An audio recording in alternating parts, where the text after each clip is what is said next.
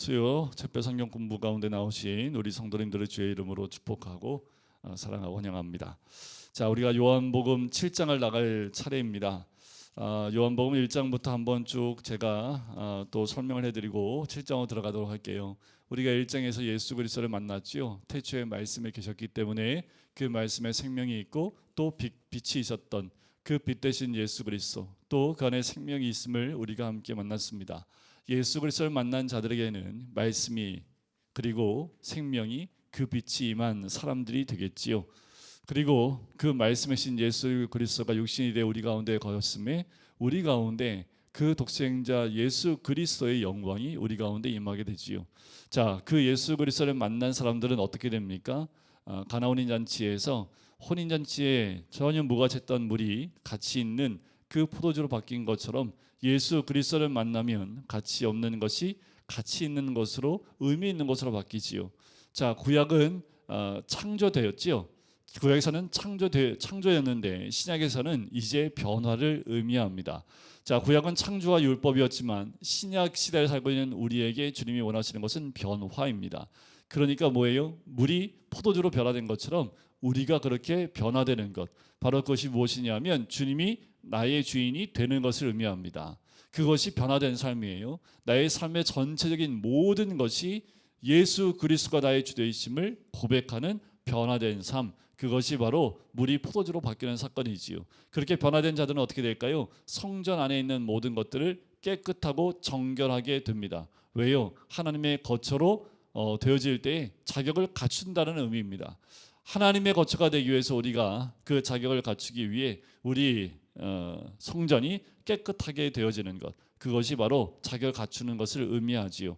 자, 이렇게 예수를 만난 사람들이 이제 어떻게 살아가야 되냐 하면 3장에 가면 물과 성령으로 거듭난 삶을 살아야 되지요. 그게 뭐냐 하면 이제는 내가 아니라 하나님으로 채워져 가야 한다는 겁니다. 더 이상 이제 내가 살아가는 것이 아니라 물과 성령으로 거듭난, 그래서 하나님으로 채워져 가는 삶을 살아야 됨을 의미하고요. 4장에 가면 이제 예수 그리스도로 채워진, 하나님으로 채워진 우리가 어떠한 삶을 살냐 하면 교통하는 삶을 살아야 됩니다. 그것이 바로 예배의 삶이라고 말씀을 드렸죠. 예수님이 우리의 갈증을 위해 끊임없이 공급해 주신다라는 거예요. 그래서 하나님과 교통하는 것, 신령과 영과 진리로 예배드리는 것, 그것은 곧 응답하는 예배임을 말씀을 드렸습니다. 바로 예배 생활의 목적은 말씀에 응답해 가는 삶을 의미합니다. 종교 생활이 아니에요. 말씀에 응답하는 삶입니다. 자, 타락한 사람은 예배가 무너져 갑니다. 예배가 무너진 사람이 타락한 사람이에요. 예배가 무너지면 타락해질 수밖에 없습니다. 말씀에 응답하지 않는 삶이 바로 타락한 사람입니다. 망해가는 삶은요, 응답하지 않는 삶입니다. 영으로 내려온 것에 진정으로 화답하는 것이 예배이기 때문에 이것이 진정한 훈련이지요. 예배가 무너지면 왜 타락하냐면 공급이 끊어지기 때문에 타락합니다. 하나님께서 주시는 공급을 받을 수 없기 때문에 타락하는 거예요. 우리가 예배에 성공하고 하나님의 말씀 가운데 교통하고 응답해 가면 타락의 삶으로 갈 수 없는 거지요. 사람마다 무엇을 회복해야 하는지 잘 알아야 합니다. 우리가 예배가 회복되는 것, 우리가 함께 모여 예배드리는 이 삶도 회복되어야 되는 이유는 하나님의 주시는 그 공급을 받는 겁니다. 공급으로 끝나는 것이 아니라 공급받은 만큼 또 주님께 응답하는 삶, 그것이 교통하는 삶이 이루어져야 되는 것이고, 그것이 예배의 회복입니다. 예배의 숫자가 중요한 게 아니에요. 예배의 횟수가 중요한 것도 아닙니다. 우리는 숫자나 양이 중요한 게 아니지요. 그 사람은 생활이 무너지게 되어 있습니다. 우리 주님께서 말씀하시는 것은 양이나 어떤 숫자를 의미하는 것이 아닙니다. 그것이 우리 삶 가운데 얼마나 적용된 삶을 살고 있느냐, 이게 중요한 거지요. 자, 5장에 가면 안식의 예수 그리스도를 만나게 됩니다. 안식이신 예수 그리스도를 만남으로 안식을 누리는 거죠. 그건 뭐냐 하면 회복을 의미합니다. 안식은 곧 온전한 회복을 의미해요. 상실과 결핍 가운데 있는 자들이 예수 그리스도를 만나면 안식을 누리는데 그것은 곧 회복을 의미합니다. 자, 이렇게 회복된 3장부터 5장까지 예수 그리스도를 만난 사람들이 어떤 삶을 살았는지 봤다면, 이제 6장부터는 그 삶을 살 수 있도록 공급되어지는 것들이 나와요. 6장에서 예수님이 뭐라고 합니까? 나는 생명의 떡이다 라고 말씀을 하죠. 그 떡을 내 안에 채우는 겁니다. 예수 그리스도의 살을 먹고 예수의 피를 마심으로 내 안에 예수 그리스도를 채워가는 거예요. 그러니까 우리 안에 내 영이 살찌는 거지요. 예수 그리스도로 살쪄야 됩니다. 우리가 무엇을 먹고 마시든지 그 주의 영광을 위해서 하라는 것 자체도 우리의 삶의 목적이 주께 있기 때문에 생명의 떡이신 예수 그리스도가 내 안에 들어오면 내 영이 살이 찌는 거지요. 내가 풍성해지는 것을 의미합니다. 그럼 7장에 가서는 누구를 만납니까? 이제 우리가 보여야 될 7장 가운데 가면 초막절 행사가 나옵니다. 자, 1절에 보면 자, 이렇게 7장 1절에 이렇게 나오죠. 그 후에 예수께서 갈릴리에 다니시고 유대에서 다니려 하시지 않는 것은 유대인들이 죽이려 하기 때문에 그래요. 아직 예수님이 죽을 때가 되지 않았기 때문에 예수를 죽이려 하고 있는 유대인들에게 나가지 않습니다. 자, 초막절이 2절에 보니까 유대인의 명절인 초막절이 가까워요. 자, 유대인에게 3대 명절 절기가 있습니다. 유월절, 맥추절, 그리고 오늘만 나오는 초막절입니다. 성경의 초막절은 수장절이라고도 하고요, 장막절이라고도 합니다. 지금 유대인들에게는 우리에 있을 때 추수감사절과 같은 절기가 이 초막절, 수장절, 장막절입니다. 유대인들 남자들은 무조건 1년에 3번은 이 성전으로 와야 합니다. 예루살렘 반경 약 32km 이내에 거주하는 성인 남자는 법적으로 무조건 참석하게 되어 있는 3대 절기입니다. 이 3대 절기는 무조건 참석을 해야 되는 거지요. 그래서 여러분들 사도행전에 보면 6월절에 머물러 있던 사람들이 언제까지요? 오순절, 그러니까 맥주절이 오순절이지요. 오순절까지 머물러 있었던 사건입니다. 그러니까 예수님이 6월절 전에 죽으시고 부활하시고 난 다음에 50일 이후에 성령이 임하실 때 그때 예루살렘의 사건을 다 경험했던, 그리고 예수를 떠나지 아니하고 오순절을 지키려고 그냥 머물러 있었던 그 사람들이 성령의 강림 사건을 경험하게 되는 거지요. 자, 이 초막절은 유대인들한테 굉장히 중요합니다. 그래서 예수님을 하여금 초막절에 가서 만찬에 드러내시라고 그렇게 얘기를 합니다. 하지만 6절에 보면 내 때가 아직 이르지 아니하였으니 너희 때는 늘 준비되어 있다. 자, 내 때에 대한 부분, 예수님은 언제나 하나님의 그 때, 준비된 때에 민감하게 반응한 것을 볼 수 있지요. 자, 10절에 보면 형제들이 명절에 올라가요. 그리고 예수님도 조용히 올라가십니다. 그리고 14절에 보면 명절 중간이 돼서 예수께서 성전에 올라가서 가르치십니다. 그 가르침에 15절에 보면 유대인들이 놀랍게 여깁니다. 왜요? 이 예수님은 랍비 교육을 받지 않은 사람으로 알고 있습니다. 어떻게 그를 아느냐라고 15절에 얘기하지요. 그때 16절에 뭐라고 말씀하십니까? 내 교훈, 내가 알고 있는 이것은 내 것이 아니요 나를 보내신 이의 것이니라 라고 말씀하는 거지요. 도무지 깨닫지를 못해요. 17절에 뭐라고 합니까? 사람이 하나님의 뜻을 행하려 하면 이 교훈이 하나님께로부터 온 것을 알게 될 것이다. 스스로 알리라 라고 말씀을 하고 있지요. 사람이 하나님의 뜻을 행하려 하면 예수님이 말씀하신 이 가르침이 하나님께로부터 왔음을 알게 될 것이다 라고 이야기를 합니다. 자, 그런데 무리들이 20절에 예수님께서 말씀하고 나니까 누군가 나를 죽이려고 한다고 19절에 얘기하죠. 너희가 어찌하여 나를 죽이려 하느냐 했더니 무리들이 얘기합니다. 20절에 누가 당신을 죽이려고 하나이까 했더니 21절에 내가 한 가지 일을 행하며 너희가 다 이로 말미암아 이상히 여기는도다. 22절입니다. 모세가 너희에게 할례를 행했으니, 자, 이게 뭐냐면 또 22절 뒤에 보면 그러므로 너희가 안식일에도 사람에게 할례를 행하느니라. 그러면 이 사건이 지금 뭐하고 연결된 사건일까요? 안식일 사건과 연결이 됐다는 것을 짐작해 볼 수 있겠지요. 자, 이게 뭐냐면 안식일날 예수님이 병자를 고친 것 때문에 사람들이 예수님을 어떻게 해요? 잡으려고 한다라는 거예요. 자, 그러니까 예수님을 죽이려고 한다고 하니까 이런 예를 합니다. 여러분들, 이 모세를 통해서 모세가 너희에게 할례를 행했으니라는 그 말은 뭐냐면 남자아이가 태어나면 8일 만에 할례를 행합니다. 그런데 이 남자아이가 할례를 행할 때가 안식일이면 어떻게 해요? 그럼 8일째 못하고 9일째 해야 되나요? 그렇지 않다라는 거예요. 모세의 율법대로 할례는 안식일 할지라도 행한다라는 거예요. 너희가 이렇게 율법을 지키면서 어떻게 이렇게 할 수 있느냐라고 해서 모세가 너에게 할례 행했으니라는 그 율법을 가지고 예수님이 안식일 날 하는 것이, 안식일은 사람을 위해 있는 것이고 사람이 안식일을 위해 있는 것이 아니라는 것을 이 말씀, 모세의 율법을 통해서 이야기하고 있는 겁니다. 자, 뒤로 넘어가면 27절에 자, 우리는 이 사람이 어디서 왔는지 아노라 라고 얘기를 해요. 왜? 예수님이 어디 출신이에요? 나사렛 출신이시니까. 그런데 이들이 뭐라고 27절에 얘기합니까? 그리스도께서 오실 때에는 어디서 오는지 아는 자가 없으리라 라고 얘기를 해요. 그랬더니 예수님이 뭐라고 말씀하실까? 28절에 나를 알고 내가 어디서 오는 것을 알거니와 내가 스스로 오는 것이 아니니라 나를 보내신 이는 참되시니 너희는 그를 알지 못하나. 진짜 몰라요 이들은. 자, 우리는 예수님이 어디서 태어난지 아시죠? 베들레헴에 태어났어요. 하지만 이들은 예수님이 어디 출신이라고요? 나사렛 출신이라고요. 자, 그리스도는 어디서 나오는지 그 출처를 알지 못하는데 우린 너 어디서 난지 알아 하는데 예수님이 뭐라고 합니까? 모른다라는 거예요. 만약에 너희들이 알았다면 그분은 알았을 것이다 라고 얘기하는 거지요. 진짜 이들은 몰랐지요.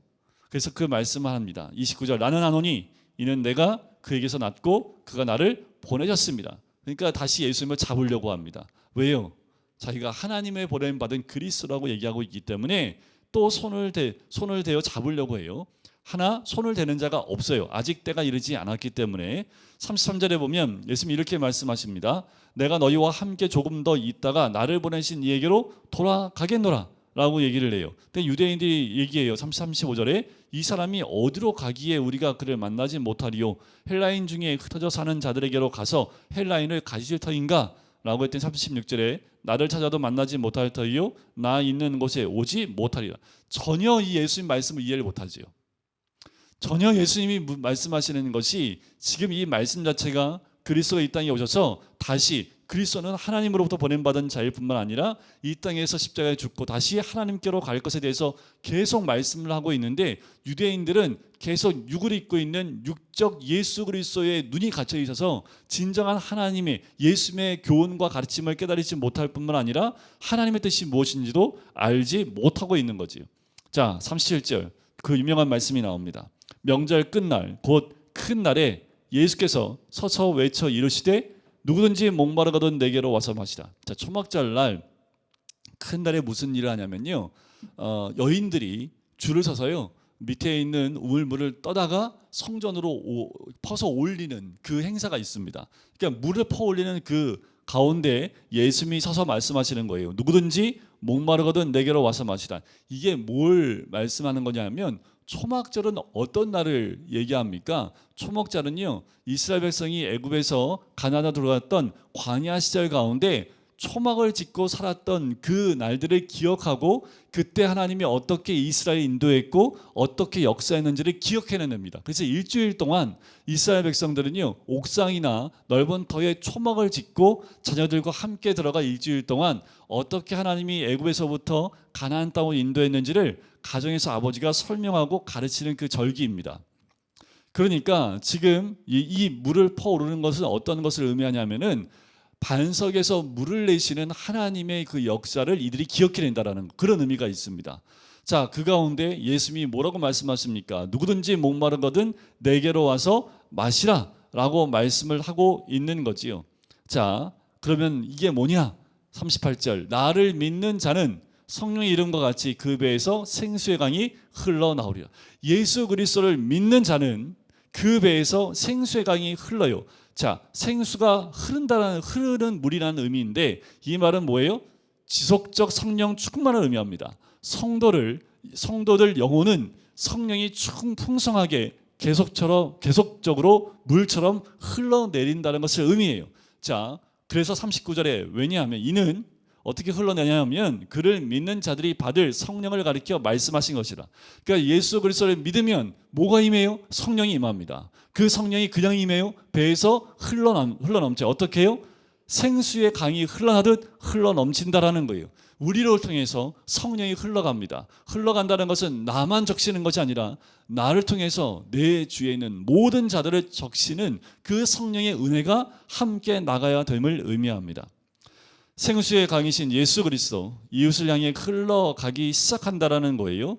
자, 믿는다라는 것, 그것을 응답하는 것을 의미하죠. 응답을 해서 생수의 강이 넘치게 되면 성령이 흘러가게 된다는 말입니다. 자, 말씀을 가지고 있어서는 안 돼요. 반드시 응답하는 삶을 살아야 된다는 것을 의미합니다. 그냥 믿습니다 하고 자기 자신에게만 소유하고 있는, 그리고 예수님의 살과 피를 먹고 마심으로 나만 가지고 있는, 그 말씀을 나만 가지고 있는 것이 아니라, 그럼 어떻게 해요? 나가서 나팔처럼 막 떠들라는 얘기예요, 말씀을? 아니요, 그 말씀이 내 삶 가운데 응답되어지는 거예요. 내가 은혜 받은 대로, 그 은혜라는 건 뭐냐 하면 그 말씀이 내 삶 가운데 적용되어지고 그 말씀이 내 삶 가운데 흘러가는 것을 의미합니다. 그러면 내가 말씀대로 응답해 가며 살게 되면 자연스럽게 우리를 통해서 뭐가 흘러가요? 성령의 은혜가 흘러가게 되어져 있고, 그 성령의 흐름은 끊이지 않는 생수의 강처럼 흘러가게 되어 있다는 거죠. 그것이 믿는 자들이 해야 될 모습이고, 믿는 자들에게 나타날 이적과 같은 하나님의 역사와 같은 모습이라는 거지요. 그것이 성령을 가리켜 말씀하시는 것이다 라고 말씀을 합니다. 자, 41절에 보면 어떤 사람은 그리스도라 하며 어떤 사람은 그리스도가 어찌 갈릴리에서 나오겠느냐라고 얘기를 해요.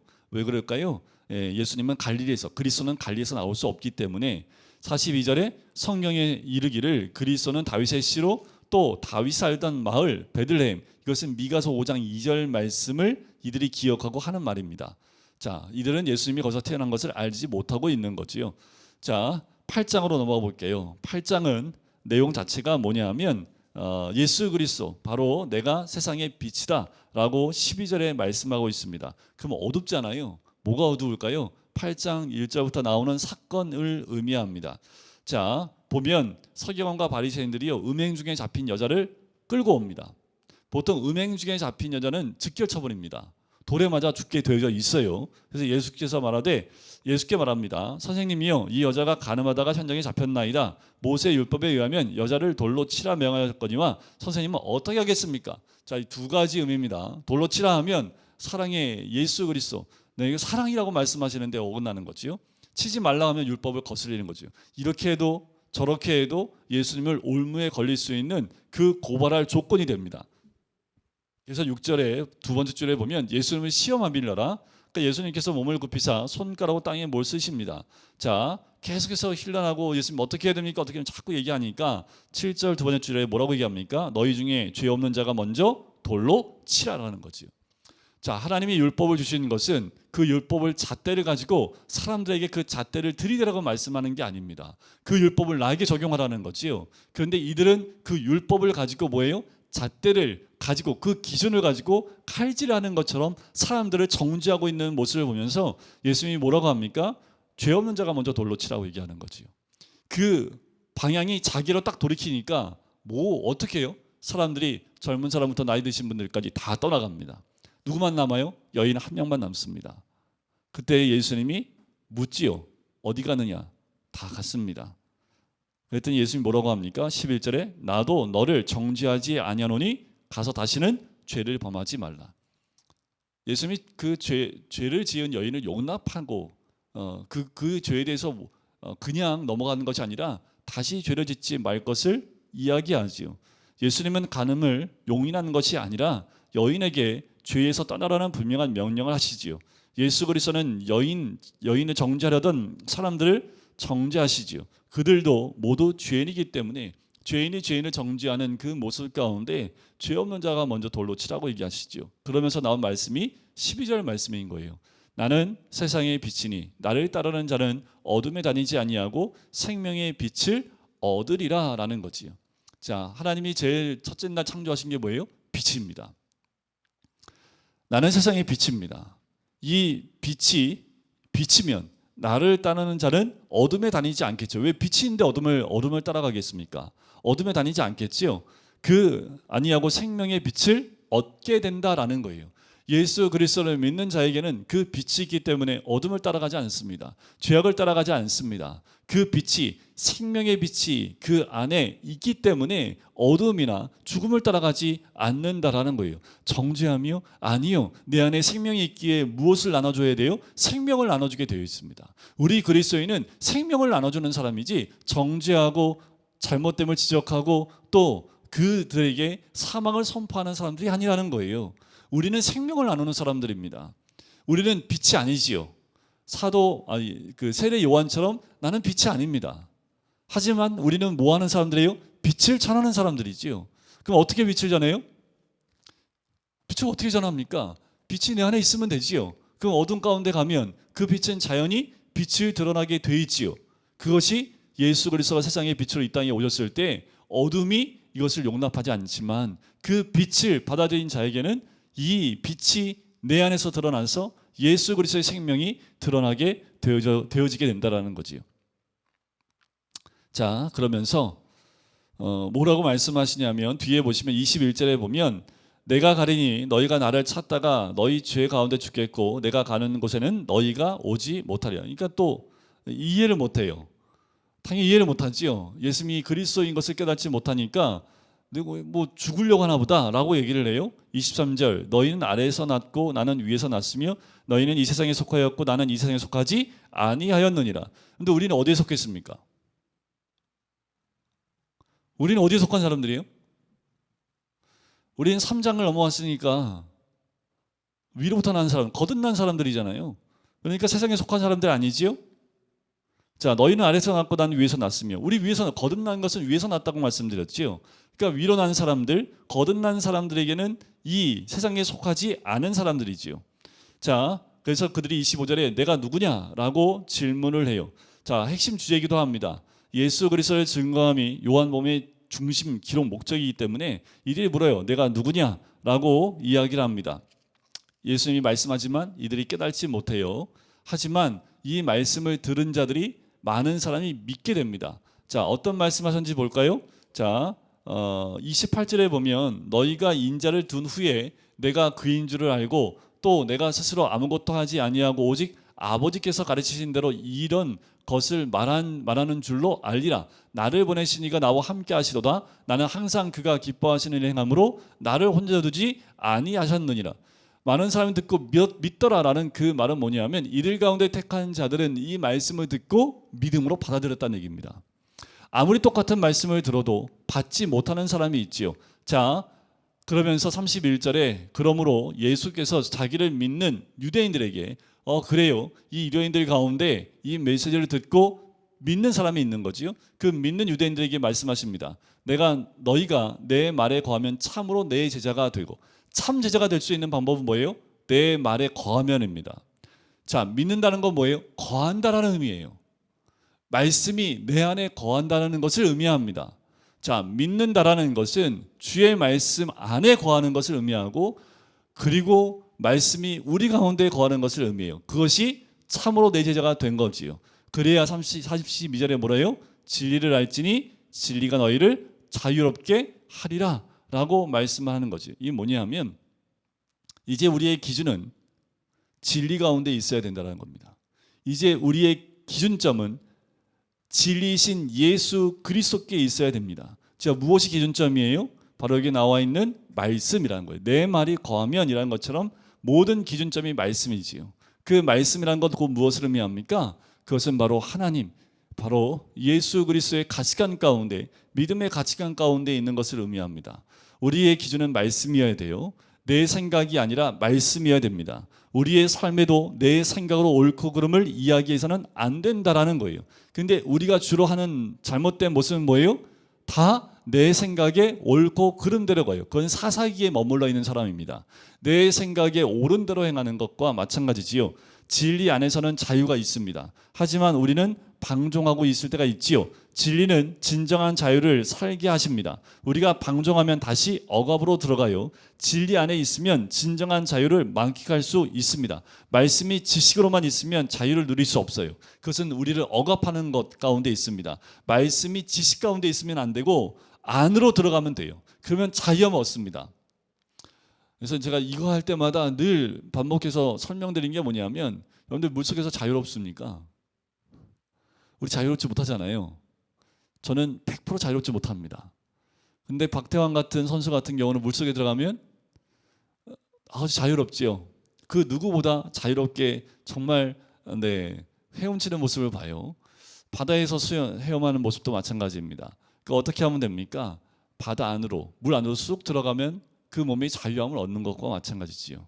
하지만 물 밖에서 아무리 생각해도 힘들어요. 저는 물만 생각하면 힘들어요. 왜냐하면 생각은, 지식은 다 있습니다. 수영을 글로 배웠으면 항상 힘들어요.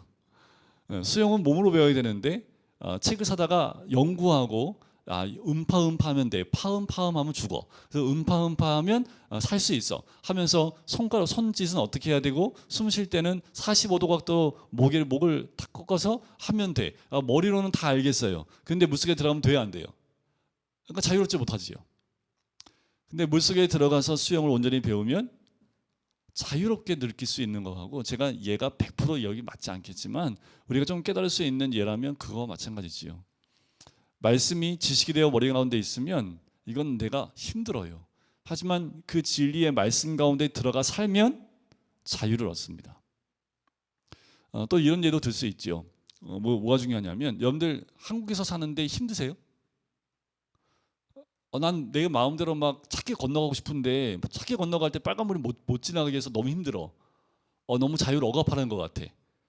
이러세요? 아니면 교통법규를 잘 지키면서 그 안에서 자유함을 누리십니까? 제 질문이 이상하지요. 왜냐하면 지금 여러분들 교회까지 올 때에도 건널목을 건너서 왔는데, 건널 때 이 건널목을 괜히 만들어 갖고 내가 가고 싶을 때 못 가게 만들고 나를 너무 억압하는 거 아니야? 이렇게 생각하고 오신 분이 한 분도 없기 때문에 그래요.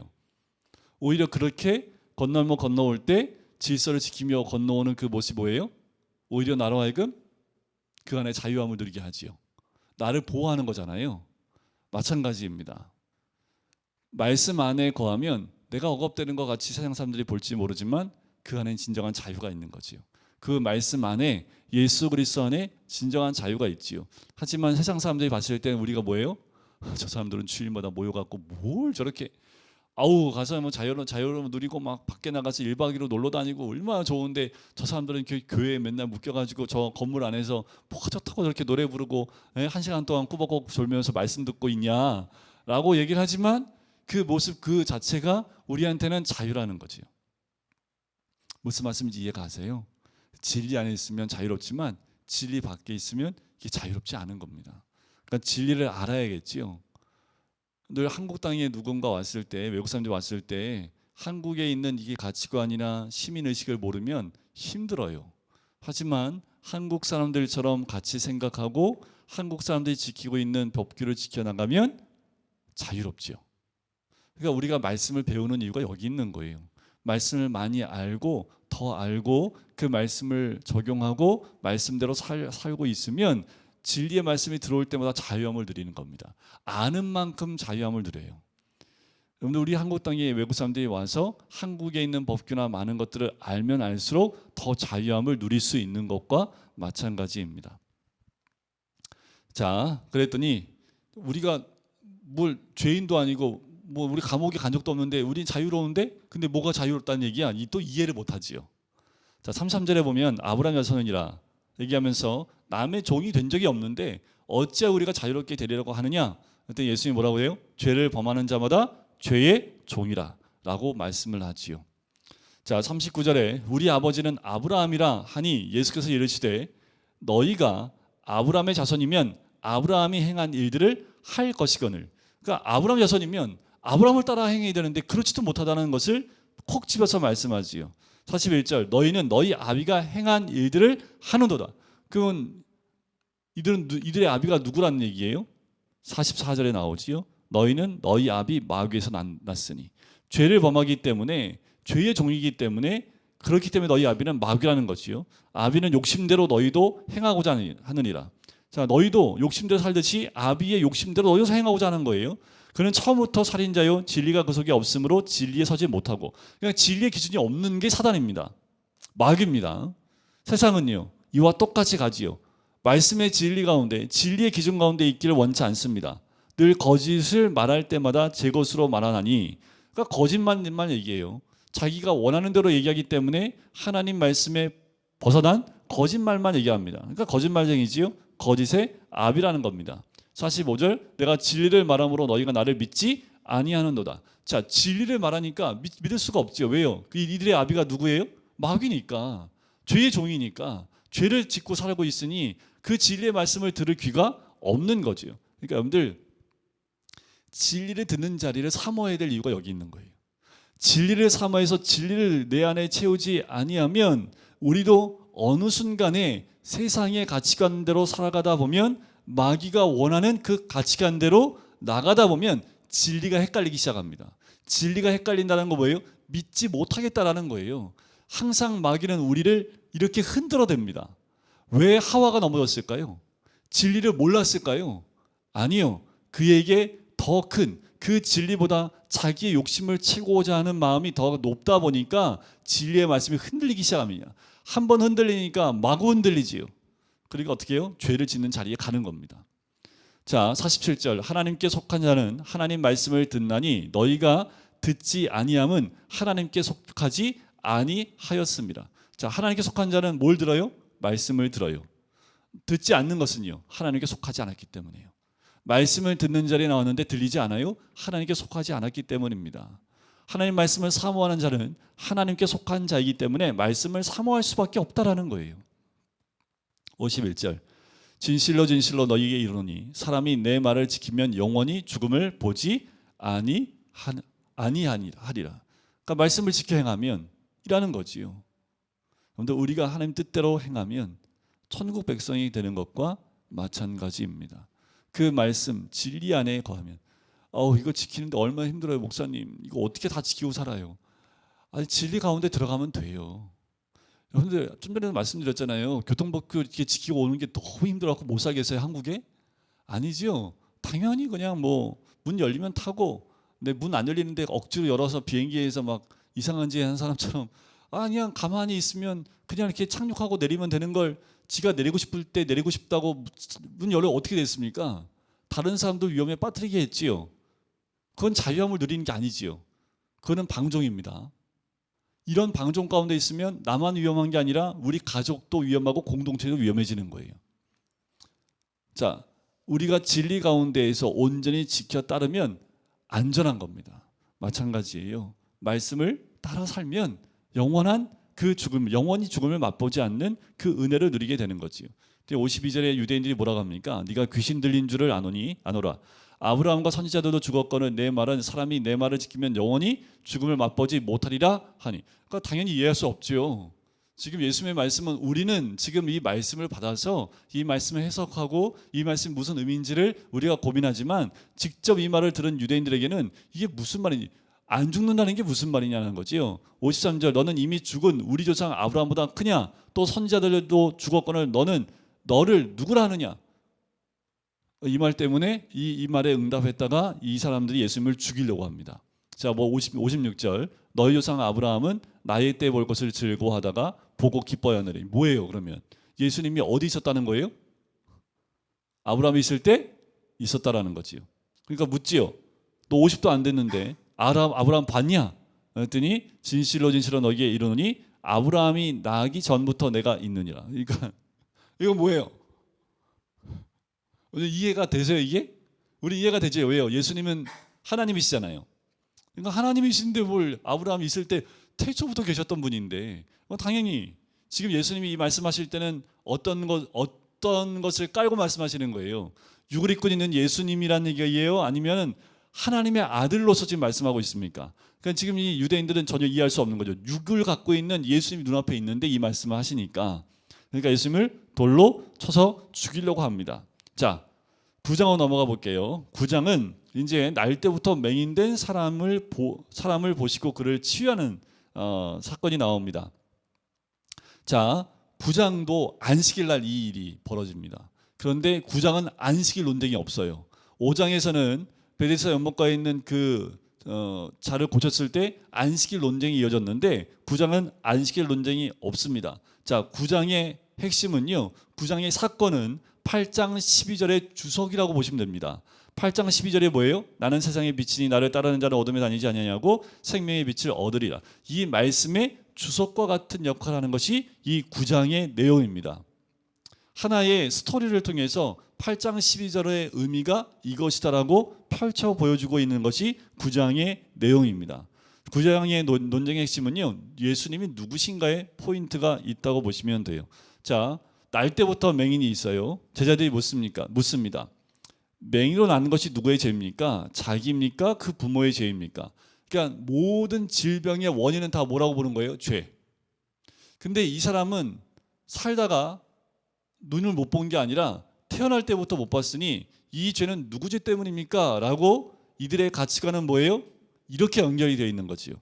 하지만 예수님 뭐라고 말씀하십니까? 아니다. 3절 뒤에 그에게서 하나님이 하시는 일을 나타내고자 하심이라 라는 거예요. 패러다임을 바꿔주시는 겁니다. 맹인이 보지 못하는 이유를 설명하고 있는 거지요. 자, 고난을 극복할 수 있음에 대한 부분을 또 말씀하고 있는 겁니다. 가치관을 바꾸는 건데 예수님의 가치 기준을 성경에서 찾아야 합니다. 우리의 고난은 하나님께 영광을 돌리기 위한 거지 또 하나님의 일을 나타내기 위한 것이라는 것을 깨달아야 된다는 거예요. 뭐든지 죄와 연결시키지 말라는 겁니다. 나를 통해서 하나님의 영광을 드러내기 위해서 이 고난 가운데 하나님이 허락하실 수도 있다라는 거지요. 지금 이 맹인은 하나님의 일을 위해서 이렇게 된 것이라는 거지요. 아직 때가 이르지 않았다고 얘기하시면서 5절에 보면 내가 세상에 있는 동안에는 세상의 빛이로다. 하지만 내가 가고 나면 빛이 어떻게 해요? 이 땅에서 없어지겠지요. 자, 하면서 태어날 때부터 못 본 사람을 데리고 가서 땅의 침입에서 진흙을 이겨서 눈에 바릅니다. 그 실로암 못에 가서 씻으라고 얘기를 하지요. 보냄을 받았다는 뜻을 갖고 있습니다. 7절에 자 그리고 가서 씻었어요. 그랬더니 보게 됐지요. 11절에 대답하되 예수라는 그 사람이 진흙을 이겨 내 눈에 바르고 실로암 가서 씻으라 하기에 내 가서 씻었더니 보게 되었다라고 얘기를 해요. 자 14절에 예수께서 진흙을 이겨 눈을 뜨게 하신 날은 안식일이라 라고 얘기해요. 자 그러므로 15절에 바리새인들도 그가 어떻게 보게 되었는지를 물으니 이르되 그 사람이 진흙을 내 눈에 바르매 내가 씻고 보나이다 라고 얘기를 해요. 자세하게 물으니까 지금 이 맹인됐던 사람이 그 예수에 대해서 얘기하는 거예요. 자 바리새인 중에 어떤 사람이 16절에 얘기합니다. 이 사람이 안식일을 지키지 아니하니 하나님께로부터 온 자가 아니다 라고 얘기를 해요. 왜 안식일을 안 지켰다라는 거예요. 안식일 날은 의술을 행하면 안 되기 때문에 그런 거지요. 자 그래서 부모를 또 부릅니다. 진짜 당신의 아들 맞습니까? 라고 불러요. 또 묻습니다. 근데 22절에 이미 유대인들이 누구든지 예수를 그리스도로 시인하면 출교하기로 결의했기 때문에 그들을 무서워해서 이 부모는 얘기하지 않습니다. 그도 성인이니까 직접 물어보시라고. 31절 하나님이 죄인의 말을 듣지 아니하고 경건하여 그의 뜻대로 행하는 자의 말을 들으시는 줄을 우리가 아나이다. 창세 이후부터 맹인으로서 난 자의 눈을 뜨게 하였다 함을 듣지 못하였으니 구약에 맹인이 눈을 뜬 사건은 단 한 사건도 없습니다. 죽은 자가 살아나는 사건도 있습니다. 나병이 고침받는 것도 있어요. 하지만 맹인이 눈을 뜬 사건은 구약에 나오지 않습니다. 이 말씀대 32절의 말대로 창세 이후로 맹인으로 난 자의 눈을 뜨게 했다는 사건이 없어요. 33절 이 사람이 하나님께로부터 오지 아니하였다면 아무 일도 할 수 없으리라. 아무도 대답을 못하지요. 자 35절에 예수께서 그 사람을 쫓아냈다는 말 듣고요 만납니다. 내가 인자를 믿느냐? 그랬더니 대답하죠. 그 맹인이 주여 그가 누구시오니까 내가 믿고자 하나이다. 했더니 네가 그를 보았고 지금 너와 함께 말하는 그이니라. 38절 주여 내가 믿나이다. 이 맹인이 믿음까지 나오는 모든 과정이 9장에 나오지요. 한마디 말씀드리면 뭐냐면 어둠 가운데 있는 사람이 온전한 빛 가운데 나오는 과정을 설명해주고 있는 것 같은 모습이에요. 예수님이 세상의 빛, 어둠에 있는 자가 빛 대신 예수 그리스도께로 나오는 그 과정을 눈만 보는 것이 아니라 그 영이 예수의 빛 가운데 온전히 들어가는 모든 과정들을 세상 가운데에서 또 바리새인들 가운데서 증언함을 통해서도 드러내 보이고 있는 모습을 9장에서 볼 수 있죠. 자 이제 10장으로 넘어갑니다. 자 10장은요 목자이신 예수 그리스도를 의미합니다. 나의 목자이신 예수 그리스도. 자 이게 뭐냐 하면 구약의 하나님을 목자로 많이 이야기합니다. 지금 20장에도 그 얘기를 하고 있다라고 보시면 돼요. 자 10장의 내용은 9장은 8장에 대한 해설이라고 한다면 10장은 9장에 대한 해설이라고 할 수 있는 내용이에요. 자 10장에서는 온전히 예수님의 말씀이 앞에 등장을 하지요. 참 중요한 말씀들이 많이 나옵니다. 자 예를 들어서 얘기하고 있는 거예요. 내가 진실로 너희에게 이르노니 문을 통하여 양의 우리에 들어가지 아니하고 다른 데로 넘어가는 자는 절도요 강도요 문으로 들어가는 이는 양의 목자라. 당연합니다. 그죠? 당연해요. 3절에 문지기는 그를 위하여 문을 열고 양은 그의 음성을 듣나니 그가 자기의 양의 이름을 각각 불러 인도하여 내느니라. 그래요. 자, 목자는요 양의 이름을 다 지어줍니다. 그리고 양들은 목자의 음성을 기억하고 자기의 이름을 기억해요. 그래서 목자가 부를 때 그 양이 나옵니다. 지금 그 광경을 예수님이 말씀하고 있는 거예요. 근데 이 양들은요 어떤 음성에 반응하지 않아요? 목자 이외의 타인의 음성에는 반응하지 않습니다. 오히려 도망하지요. 이 비유로 말씀하고 있는 거예요. 양들은 목자의 음성을 듣는다라는 거지요. 7절에 보면 내가 진실로 진실로 너희에게 이르노니 나는 양의 문이다 라고 얘기하시는 거지요. 자, 이 문을 들어갔다 나와야지요. 들어가면 구원을 9절에 받고요. 들어가면 나오면 꼴을 얻습니다. 이제 우리가 예수 그리스도라는 문을 통해 들어갔지요. 구원을 받았어요. 이제 그리스도에서 나오면 들어갔다 나왔다 하면서 그 살과 스파를 먹고 피를 먹고 마심으로 우리는 어떻게 해요? 그 꼴을 얻는 거지요. 자, 이게 무슨 의미냐면 이때 당시에 유대인들 가운데 이 목자들은요 양을 먹이기 위해서 촌을 다닙니다. 그러니까 풀을 찾아다녀요. 그게 풀이 많은 지역이 아니기 때문에 나갔다가 다시 돌아오지 못할 때는 이 양들이 모여있는 우리가 있습니다. 우리를 중간중간에 하나의 센터처럼 만들어놔서 가다가 못 들어오면 그 근처에 있는 센터인 그 우리에다가 양을 다 집어넣습니다. 근데 이 우리의 특징은 뭐냐 하면 문이 없어요. 문이 없어요. 왜냐하면 내 양만 들어가는 게 아니라 다른 양도 다 섞여 들어가기 때문에 문을 일부러 만들어 놓지 않습니다. 그리고 밤중에 어떻게 문이 되냐면 목자들이 불침범을 쓰면서 그 문에 그 입구에 누워 잡니다. 그러니까 목자 자체가 이 문이 되는 거예요.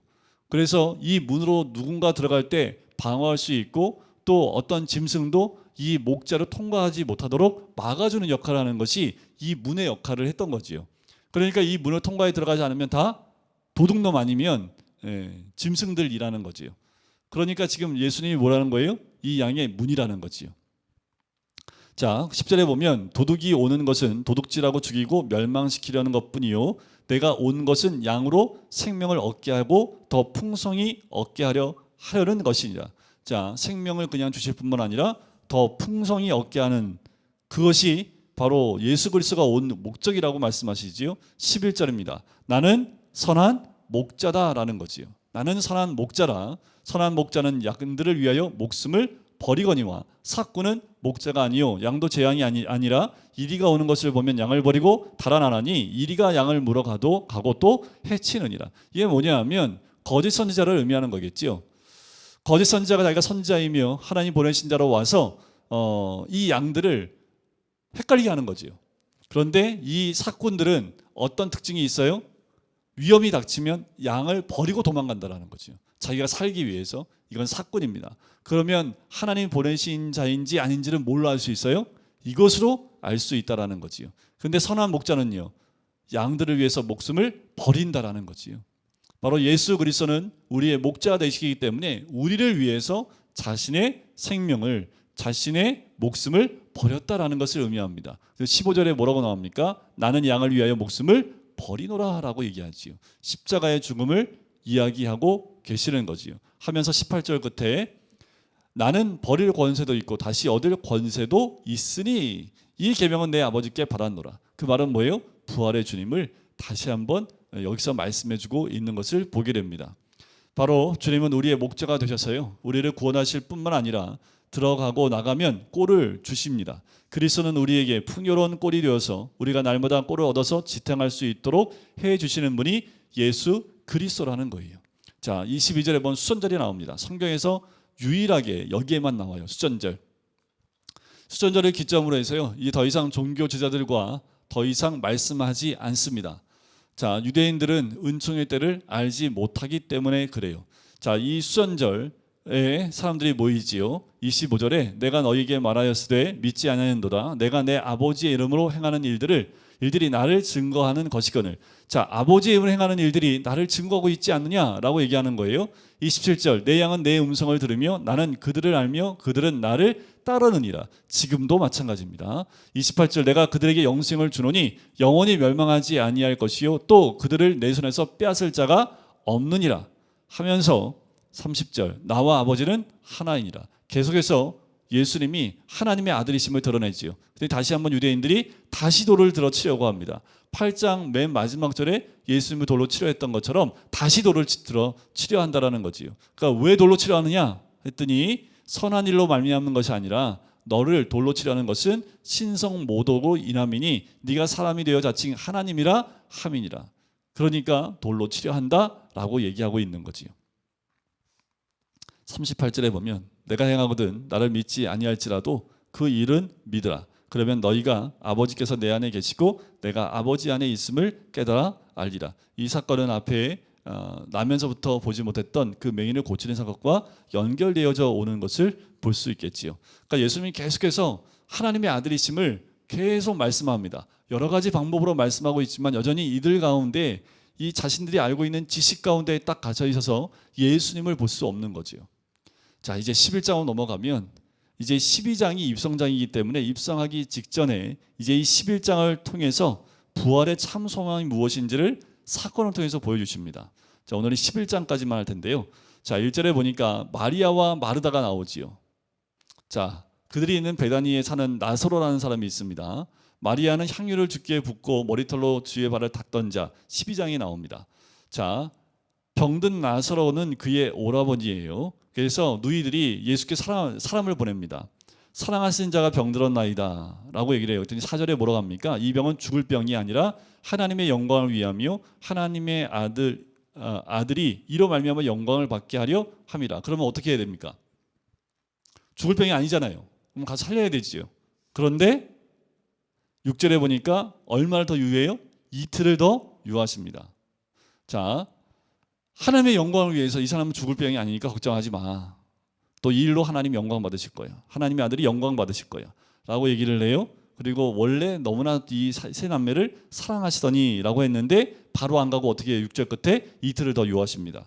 이틀 동안 유하는 동안 어떤 일이 일어났을까요? 이 나사로가 죽게 됩니다. 자, 17절에 예수께서 와서 보시니 나사로가 무덤에 있은 지 이미 나흘이라.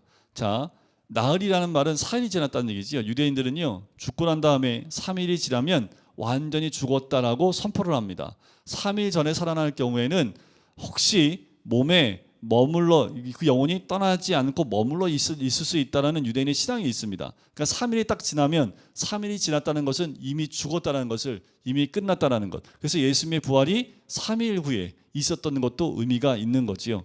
자, 베다니 가까이 와요. 그랬더니 마르다가 뛰어나옵니다. 여기 계셨더라면 죽지 않겠습니다 라고 얘기를 해요. 그랬더니 예수님이 내 오라비가 다시 살리라. 그랬더니 마지막 때 부활을 내가 믿습니다 라고 얘기를 해요. 그랬더니 25절 나는 부활이요 생명이니 나를 믿는 자는 죽어도 살겠고 무릇 살아서 나를 믿는 자는 영원히 죽지 아니하리니 이것을 내가 믿느냐라는 거예요. 왜 나는 생명이다라고 하지? 나는 생명이다라고 말씀하지 않았을까? 주님은 생명이심, 그러나 이 생명을 얻기 위해서 예수 그리스도의 죽으심과 부활로만 가능하기 때문에 생명이다라고 하지 아니하시고 나는 부활이요 생명이라고 말씀하신 겁니다. 부활의 생명이 결국 이 모든 자들을 영생으로 인도할 수 있기 때문에 부활을 선포하시고 생명을 그 다음에 말씀을 하고 있는 거지요.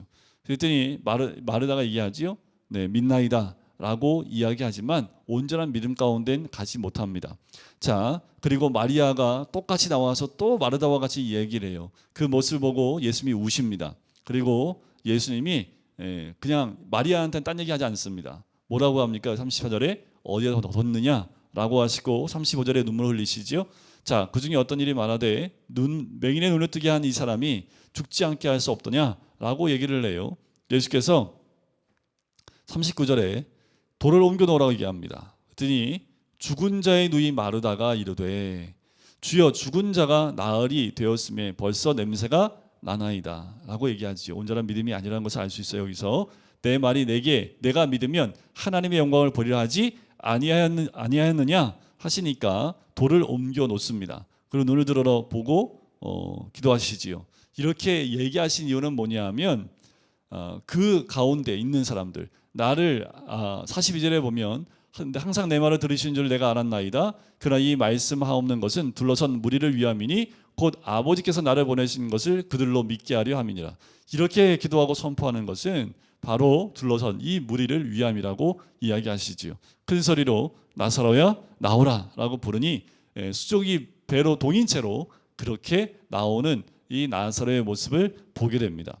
자, 냄새나 나는 썩어가는 이 나사로를 다시 살리신 것처럼 썩어가고 냄새나는 우리 인생 속에서 새로운 부활의 생명이 되어 주신 예수 그리스도께서 새 생명으로 살아나게 하신다라는 겁니다. 우리에게 부활의 생명을 주시는 거지요. 그것이 바로 11장의 본 이야기입니다. 부활의 권세와 능력을 경험하게 하신다라는 거예요. 잔치자리에 앉게 해주시고 나사로를 살리시는 사건을 통해 부활의 능력을 경험하게 하시는 거지요. 그래서 죽음을 한번 맛본 나사로는요, 이 잔치 자리에 그대로 앉아 있는 모습을 보게 돼요. 그러니까 죽음이 들어가지 않는 나사로의 모습을 보게 되는 거지요. 부활의 생명을 경험하게 되면 마리아처럼 향유 옥합 최고의 것을 깨뜨리고 헌신할 수 있게 됩니다. 그러니까 우리가 부활의 생명을 경험해야 되는 거지요. 부활의 생명을 경험한 나사로도 죽이라는 음모 속에서도 부활의 생명을 전하고 있는 것이고요. 그냥 그가 함께 있는 것이 생명을 전하는 거지요. 마르다는 누가복음에서 부엌에서 일하다가 불평했지만 이제 부활의 참 소망 가운데 있는 마르다는 불평하지 않고 섬기는 그의 모습을 보게 됩니다. 자, 부활의 생명을 경험하게 하기 위해서 무덤에 들어가는 나사로의 고난을 허락하신 거지요. 11장은 이 나사로를 죽게 함을 통해서 우리에게 오히려 죽음을 통해 말씀하고 계시는 거예요. 그래야만 부활의 생명을 경험하게 되기 때문에, 부활의 생명이 있는 사람은 다르기 때문에 그래요. 만나 가지고 만족하며 살아가는 삶이 아니란 거지요. 우리는 흘려보내는 삶을 살아야 하는 겁니다.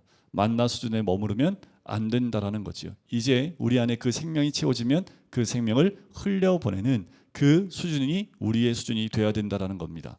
그래서 이 나사로의 죽음은 곧 우리에게 우리의 죽음, 이 땅에서의 죽음, 그리고 우리가 죄로 인해 죽은 우리의 모습들, 하지만 부활의 주님을 만나면 다시 부활된, 우리가 믿는다라는 건요, 이미 죽은 우리가 부활했음을 의미하는 겁니다. 이게 부활신앙입니다. 그러니까 우리는 이미 예수 그리스도를 믿음으로 부활을 경험한 사람들입니다. 왜요? 이미 우리는 사망의 그늘 안에 있었던 사람들인데 예수 그리스도를 믿음으로 생명으로 옮겼기 때문에 우리는 첫 번째 부활을 경험한 사람들입니다. 두 번째 부활은 언제 경험해요? 이제 예수님이 이 땅에 오시고 재림하실 때 두 번째 부활을 경험하게 되는 거지요. 이 부활신앙은 우리의 생명이 세상 사람들이 죽음 가운데 머물러 있는 삶을 살 때 우리는 생명의 삶을 살아가는 그 모습을 드러내 보이는 거지요. 그래서 마르다와 마리아의 변화된 모습, 그리고 이 죽었다 살아난 나사로의 변화된 모습이 이 다음에 등장을 하는 거예요. 부활신앙을 경험한 사람들의 삶의 변화가 일어나고 있는 것을 이제 12장 가서 확인할 수 있는 거지요. 자, 우리는요, 이 땅 가운데 살지만 이 땅 가운데에서 부활의 주님을 경험하는 사람들인 줄 믿습니다. 우리가 이 땅 가운데 말씀의 진리 가운데 서 있는 자일 뿐만 아니라 하늘로서 주시는 그 만나에만 만족하고 내 영만, 나만 사는 사람들이 아니라 우리를 통해서 진리의 영이 내 배에서 생수의 강처럼 흘러나가서 내 주위를 적실 뿐만 아니라 부활의 참 소망을 가진 우리가 목자 되신 예수 그리스도를 통해서 꼴을 먹고 마심으로 이제 그 생명이 내 안에 들어와서 그 생명을 내 주위에 전하고 드러내 보이는 삶을 사는 사람들이 바로 믿는 자 그리스도인의 삶인 줄 믿습니다. 이제 우리가 그 삶으로 나갈 때 이제 12장부터는 성전되어지는 우리의 삶의 모습으로 우리를 인도해 갑니다. 이제 그렇게 구원받은 생명을 소유한 우리가 이제 온전한 성전으로 성전되어지는 삶이 무엇인지를 12장부터 다음 주에 같이 나눠보도록 하겠습니다. 사랑의 주님, 늘 말씀 가운데 깨어있는 우리가 되길 원합니다. 진리를 사모하여 진리 가운데 거함으로 참 자유함을 누리는 우리들, 우리 안에 빛이 있고 우리 안에 생명이 있기에 이제 믿는 자에게 생수의 강이 흘러나는 것처럼 우리를 통하여 성령의 흐름이, 또한 예수의 영이, 진리의 영이 흘러나올 수 있기를 간절히 소원합니다. 생명이 우리를 통해서 드러날 뿐만 아니라 예배를 통하여 우리 안에 채워주신 주님의 그 진리의 말씀들이 이젠 우리를 통해 드러날 뿐만 아니라 아버지 세상을 변화시킬 수 있을 만큼 어둠을 비칠 수 있는 그 빛으로 드러낼 수 있는 하나님의 사람 될 수 있도록 축복하여 주시옵소서. 감사드리며 예수 그리스도의 이름으로 기도드립니다. 아멘.